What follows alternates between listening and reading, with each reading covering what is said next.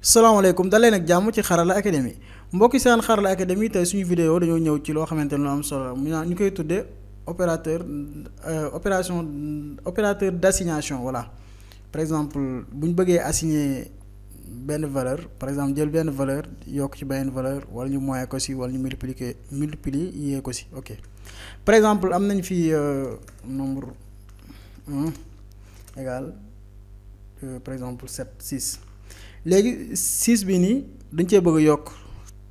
3 te duñ créer beneen variable di ci pour boole leen ñoom ñaar loolu nañ lañ koy defee moo tudd assignation ñu def nombre 1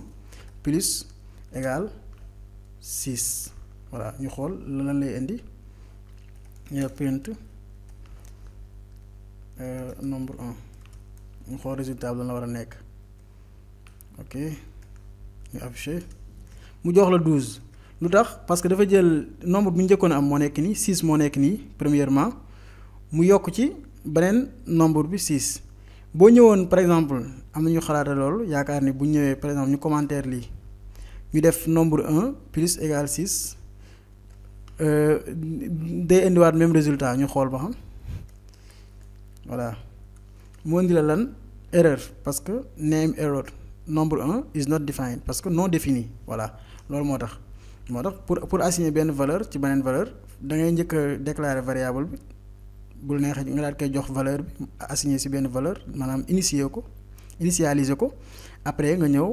defaat même variable bi plus 1 voilà.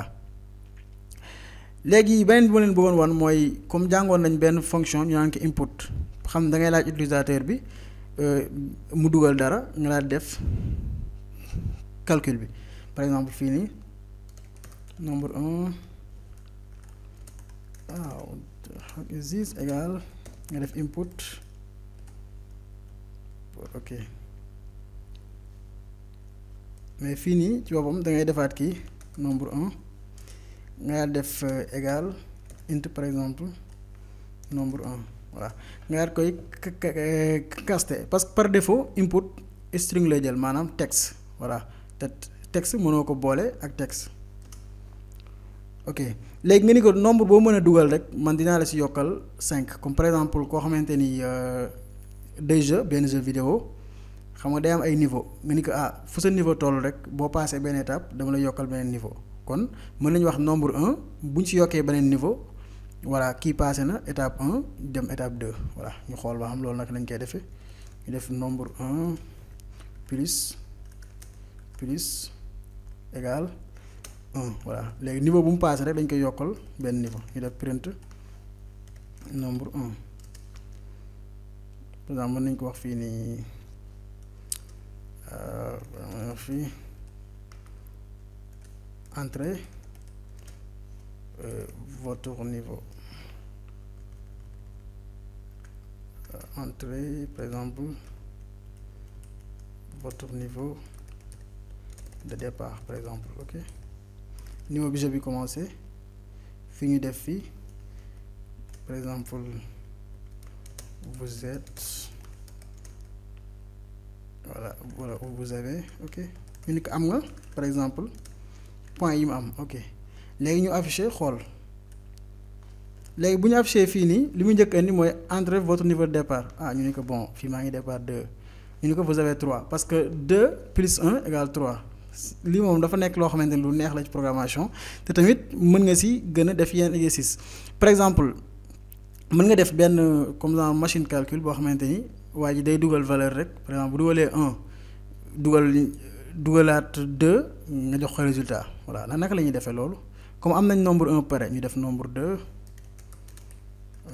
nombre 2 égal input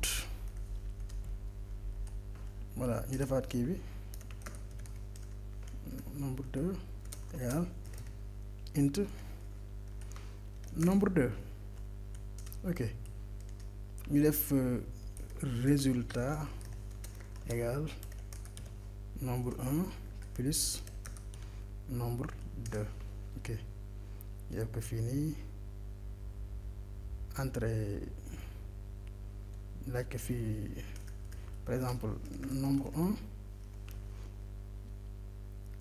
ñu def fii nii bu defee input pare bu njëkk bi ñu laaj que bon nombre 2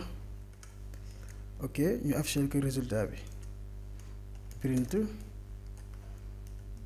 résultat ñu def résultat ok léegi ñu afficher xool lan lay indi voilà nombre 1 nga def par exemple 5 3 4 résultat 7 voilà boo lancé waatee par exemple mën na def nombre 1 mu def 10 nombre 2 nga def 2 par exemple résultat 12 10 plus 2 égale 12 mu nekk loo xamante ni lu am solo mën ngeen ci def yeneen exercice def multiplication def division def tamit pourquoi pas modulo incha allah ci vidéo yi ñëw dañ leen jox ay exercice yoo xamante ni yu gën a avancé la ngeen mën si jàng bu baax a baax jërëjëf ba beneen yoon ci beneen tutoriel merci.